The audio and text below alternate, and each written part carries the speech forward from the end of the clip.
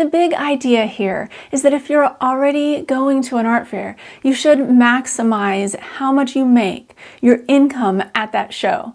And if you're not trying to maximize, then you are wasting a lot of effort because, as you know, doing art fairs is an incredibly difficult job. It's hard work.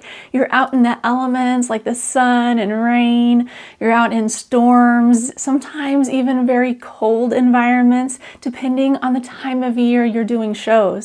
And these shows are not cheap. You have to pay for booth fees and hotels, travel expenses, all of the things, even labor sometimes. And that's why ever since the beginning of my business, I've tried to figure out ways to get the most out of a show. First thing you want to do is increase your AOV. This is your average order value. And there are several ways to do this. First is having a bundle deal or an upsell. What I love to do with my art prints is I sell them for $17.99.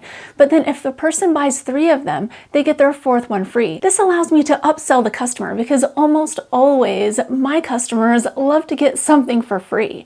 I think most people do, but you'll want to think about something that you can upsell to your audience, your target market. And you'll want to figure out something that they really, really want. I know why people love to get something free, so a freebie is a really good motivator for them to spend more money. Plus, I'm utilizing something to sell to them for the bundle deal that they already want more of anyway.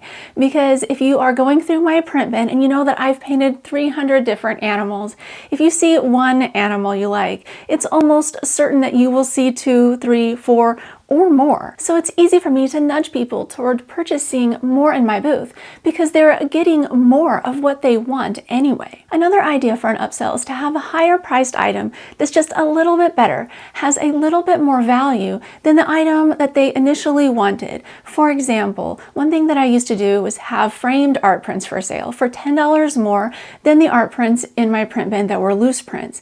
And so I would charge $17.99 for my loose prints, and then the framed version would be $27.99. The next way to sell more art at art fairs is to get more people into your booth. Now, there are several ways to accomplish this. First and foremost, it is choosing an art fair that is the best fit for your target market, your target audience. If you do this, you will have plenty of customers. And this is the one thing that I've learned over the years that has really increased my sales. For example, let's say you are a fine artist, you make all original paintings, you live in the Midwest, and your lowest priced item is $500 in your booth. Now let's say you want to sell your work and you try selling them at local art fairs, very small events that don't have more than 500 to 1,000 people attending. You might be able to sell 1 or 2 paintings at a show like this.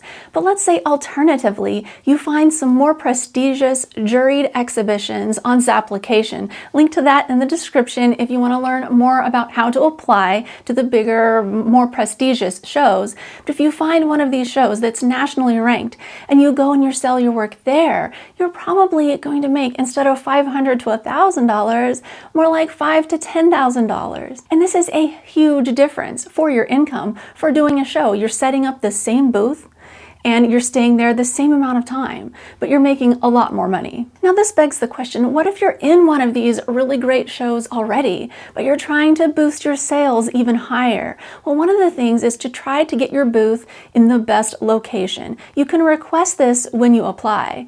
One of the things that I learned is that it's not very good to have your booth be the very first booth that people see, because when they enter into the art fair, they don't want to buy the first thing they see. They want to look around a little bit first. So it's sometimes better to have your booth right in the thick of things, be right in the middle of the show, but away from the music. So that way you can talk to people. You don't have to worry about your voice being able to project above a really loud soundstage, because that could decrease your sales. Also, corner booths are amazing. And if when you buy your booth, they give you the option to purchase a corner, I would say it's always a good idea, because you will get more time for a person when they are walking by your booth to be able to see your work. I mean, think about it. People are walking by, they might have 5 or 10 seconds to glance over at your booth if you are an inline booth, but they'll have 2 or 3 times that amount of time if they are walking around the corner and they can see your side and then the front. So if they're talking to a friend or something distracts them,